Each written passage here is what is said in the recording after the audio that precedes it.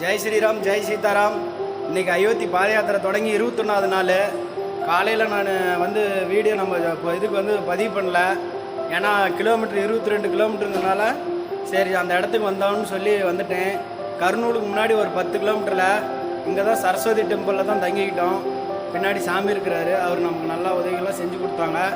அவங்களுக்கு நம்ம நன்றி சொல்லிக்கிட்டு இங்கேருந்து ராம ஜென்ம பூமிக்கு 21வது நாள் மாலையில் இங்கேருந்து கிளம்புறோம். ஜெய் ஸ்ரீராம், ஜெய் சீதாராம். அயோத்தி ராமருக்கு 21வது நாள் வெற்றிகரமாக ஜெய் ஸ்ரீராம், ஜெய் சீதாராம். அயோத்தி ராம ஜென்ம பூமிக்கு நான் பகலில் அந்த கோயில் பெருசாக இருக்குது, உங்கள்கிட்ட காட்டியிருக்கலாம்.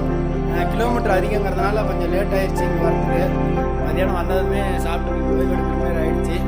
கோயில் நல்லா சிறப்பாக பிரம்மாண்டமாக இருக்குது. பரவாயில்ல, எல்லாமே சிறப்பாக இருக்குது. ஜெய் ஸ்ரீராம், ஜெய் சீதாராம். அயோத்தி ராமரை சந்திக்க 21வது நாள் மாலையில் வெற்றிகரமாக போகிறோம். ஜெய் ஸ்ரீராம், ஜெய் சீதாராம்.